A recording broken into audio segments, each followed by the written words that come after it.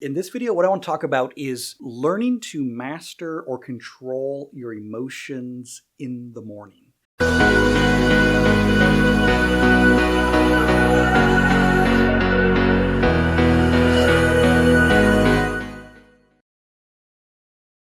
Morning times are so dangerous for most of us. I'm not naturally a morning person. I have become a morning person, but it's not natural for me. Naturally is for me to stay up late, sleep in. I have become a morning person because I find it's the most effective time to get work done. So I love to be at work, writing, or at my desk by 5:30, 6 in the morning if I can. I try to do that as much as I can, and I can get a lot done. I'm most productive at the early hours. But early hours of the morning are very dangerous for us because it's like when we're at our weakest. We're tired, we're hungry. If you've ever thought about it, when you wake up, you're not all there in your mind. You're kind of irrational. Your mind is weak, your will is weak. And so what happens to many of us in the morning is when we wake up in sort of a depressed state. Also, as you get older, your body creaks and cracks and hurts and it's stiff and sore, and all of that combined kind of creates a depressed, sad, angry, grumpy state. If you're not careful, if you allow that, it's going to control and dictate how your day goes. What we want to learn to do is not let that happen and actually do the opposite. So what I have found is action is the best way to control my emotions. So what I do is I don't feel like waking up early, but I do it. I make myself do it. I don't feel like taking a shower every morning, but it's one of the first things that I do. Usually I'd like to just kind of lounge around and maybe watch some TV or something, but I don't. One of the first things I do in the morning is I take that shower. Once I get out of the shower, it's almost like I'm a new man. Your senses are there, you're awake. The action, I force myself to take these actions. I force myself to make breakfast. I force myself to get to work or to get out the front door, to get out of the house. I force myself to make the bed or Rebecca makes the bed. I force myself to act. That action will then set the tone and dictate the course of how my day is going to go. And what happens is my emotions, they may start out grumpy, they may start out depressed or whatever, but if I act despite those feelings, the emotions will follow my actions and they will change to match my actions. One thing I do almost every day is I tell myself audibly, verbally, out loud, usually in the shower, today is going to be an awesome day. Yeah, oh, yeah. Today is going to be an awesome day. If you don't know that. Yes, I do. Today could suck. No, you suck. Today's going to be an awesome day because I'm an awesome guy and people like me and I'm sort of decent for looking and every little thing's alright. Yeah. When I say that, I'm not feeling it. When I say that, I don't know what the day is going to hold for me.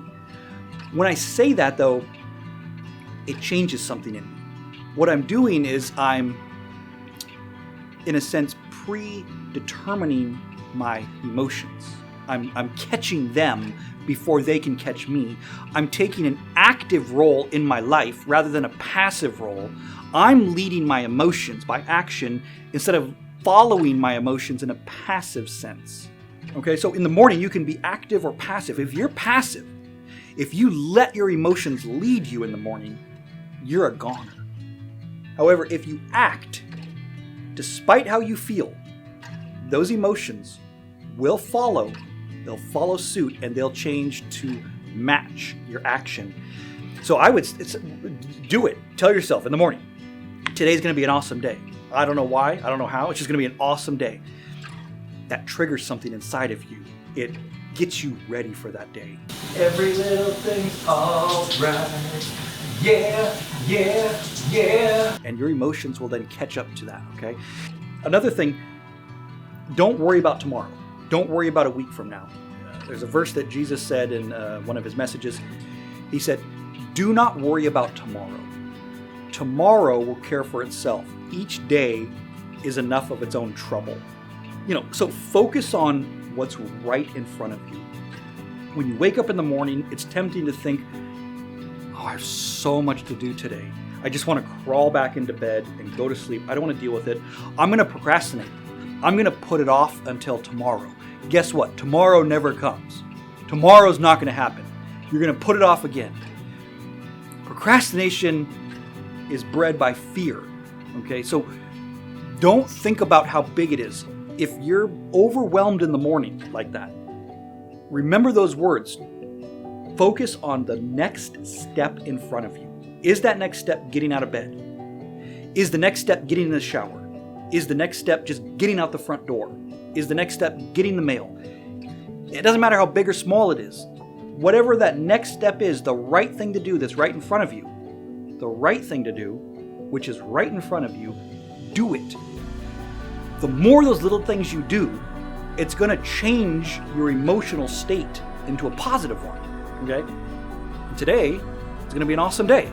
And guess what? By the end of the day, you've gotten a lot accomplished and you've had an awesome day. And then you repeat that the next day. You do it again, again, again. And over time, it turns into a habit. And over time, it turns into a mental habit. And it becomes a way of life. And you live a very productive, fruitful life. I am learning that right now. I am not there.